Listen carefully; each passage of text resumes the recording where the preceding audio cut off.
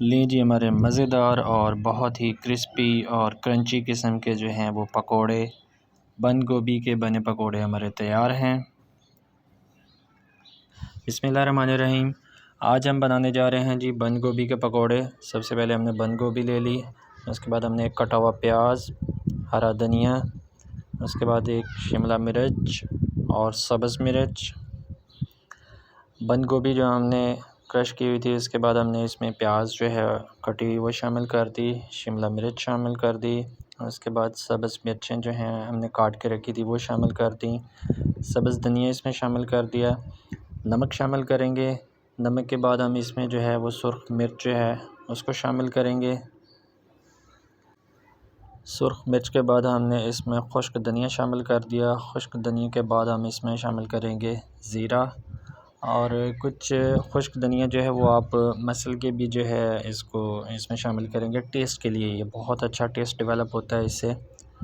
तो अब हम इस सारे मटेरियल को जो है वो मिक्सअप कर लेंगे और इसको अपने हाथ से जो है वो मिक्स कर लेना है।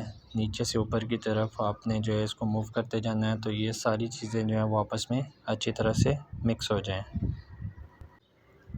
जी, अगर आप हमारे चैनल पे नए हैं और अभी तक आपने हमारे चैनल को सब्सक्राइब नहीं किया तो जल्दी से सब्सक्राइब कर दें और बेल के आइकन पे भी क्लिक कर दें। अब हम इसमें शामिल करेंगे जी बेसन, और थोड़ा सा बेसन इसमें शामिल करके अब इसके साथ इसको सारा मिक्सअप करेंगे। लें जी, हमारा जो है वो मटेरियल इस वक्त रेडी हो चुका हुआ है बहुत अच्छा। अब हम फ्राई पैन लेंगे और उसमें हम ऑयल को गर्म करेंगे। ऑयल गर्म करने के बाद जो हमने मटेरियल रेडी किया था, अब हम इसके पकोड़े बनाएंगे। बहुत ही मज़ेदार, बहुत ही क्रंची, बहुत ही क्रिस्पी और बहुत ही टेस्टी किस्म के पकोड़े बनने जा रहे हैं। ऐसे पकोड़े आपने वेजिटेरियन टाइप के पहले नहीं खाए होंगे। आप इस रेसिपी को घर में ज़रूर ट्राई कीजिएगा, बहुत मज़ा आएगा।